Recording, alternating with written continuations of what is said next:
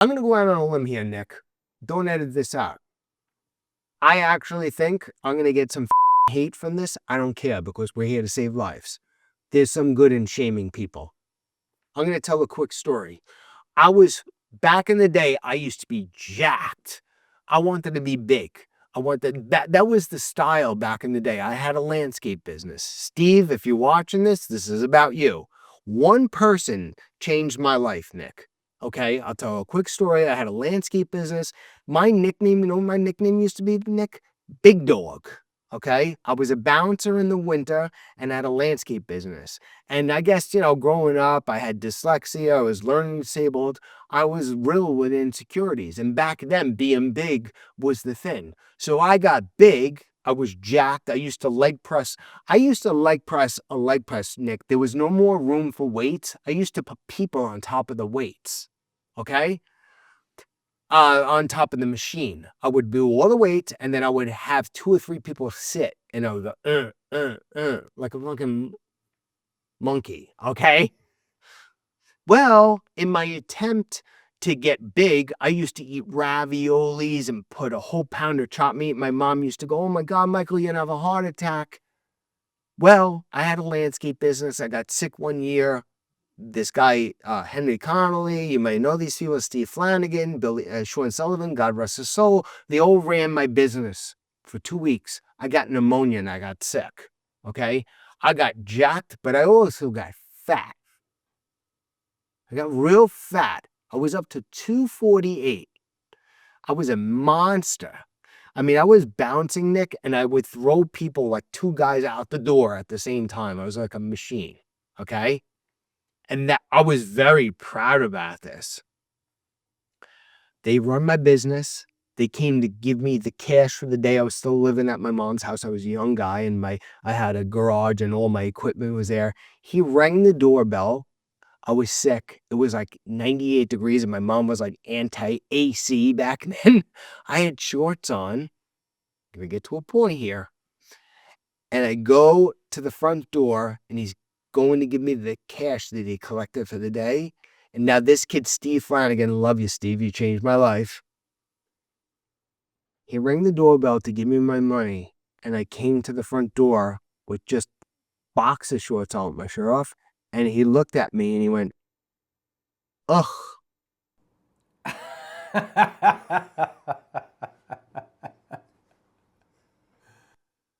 And I didn't know what the he was saying. And he goes, "Lynch."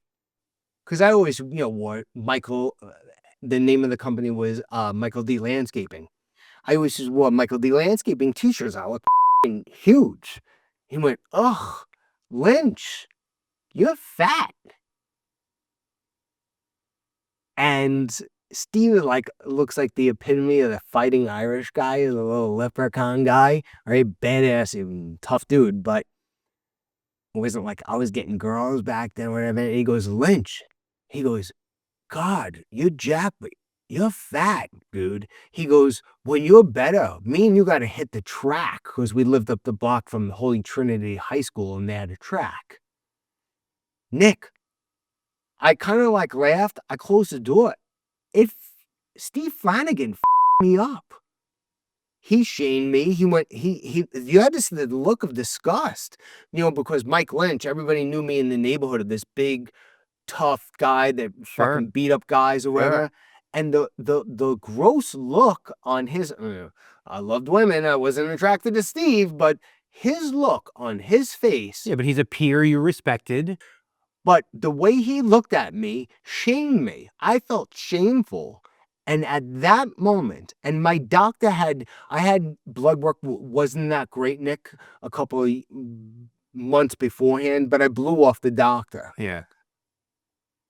I went on a diet after that. And that was the first time, 6 months later, I had gotten shredded. And I did it totally wrong back then, because this is, 19, I graduated in 19, so this is like in 1995. So I did the diet all wrong and everything.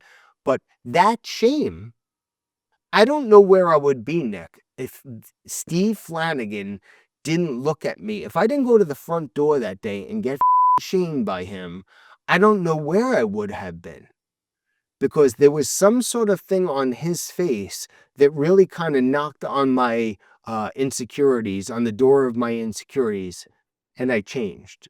So when you say we don't want to fat shame anybody, yeah, you don't want to beat up on anybody and make anybody feel hard about themselves, but coddling them too is not good. So I think a little shame actually can save someone's life sometimes. Because we can give them the science and talk about insulin resistance and brown fat and visceral fat and all this. But they say, yeah. But if you knock on the door of somebody's insecurities and say, you're disgusting, and oh, by the way, you're killing yourself,